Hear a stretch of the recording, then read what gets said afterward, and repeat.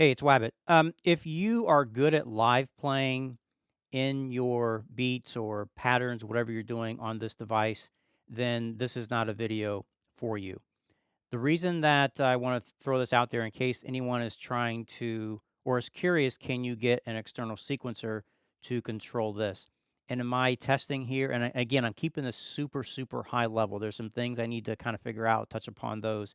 In my testing, yes, with the OXI 1 Mark 1. I've got the Mark 2. I have no reason to believe that it will not work. The cable situation, the reason why I have the in and out is I wanted to get MIDI out into the MIDI monitor so I can chart this. I'll come back to this later. So basically, when I go to Shift MIDI config, I'm not saying that these settings are right. This is what I'm doing. MIDI port is external. I have MIDI in channel 1. I have MIDI out channel 4. You can't turn that off, at least time it's recording. It's either 1 through 16. And I didn't want to have them on the same channel. Again, I don't know if that's a situation or an issue. I just, did that. The pad MIDI in I have is on so that I can send stuff to it. Again, that's what I believe is what's needed. Pad MIDI out I just have as empty. I'm trying to avoid any MIDI conflicts. Not that I would play these, but again, just trying to figure this out. And then everything else is set to off. So those are the settings for the MIDI config. And then in here, basically, when I push one of these pads, based on the note value, it's going to fire off a pad. And again, really the idea is, if I'm getting frustrated learning how to live play in and I want to come to here kind of as my backup, this is kind of my TR rec type mode. I can come into here, maybe in the multi-sample, put in a little pattern and have that. But again, I haven't done it yet. I'm just in theory thinking it should work. What this is here, it represents all of the CC values that are assigned to the pads.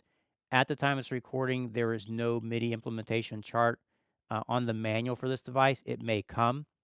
So basically, you've got all your banks, and you probably can't read this. Again, I've got a crappy camera, so apologies for this not being in focus.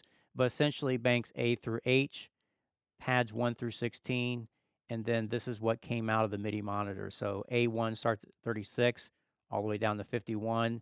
And then when you get to bank F, it starts at 116. Pad 12 is 127. Then it starts at 0, kind of weird. And then finally, bank H starts at 20 all the way to 35. So again, if you know, you know. But basically, I can use this, take a look at my MIDI CC note chart to see what these notes are. And then I can come over here, create a template. And then, like I said, if I want to do this as kind of a, when I get frustrated, at least I know I have this as a backup, and that's kind of cool. So that's as far as I'm going to go. I need to, again, get this now doing what I want to try and do to see if it actually works. And I'm not going to go any further. I'm not trying to, I'll leave it up to you. Either this is something you're like, oh, this is kind of cool, or nope, I'm good playing in. And that's it. Alrighty. Keep jamming.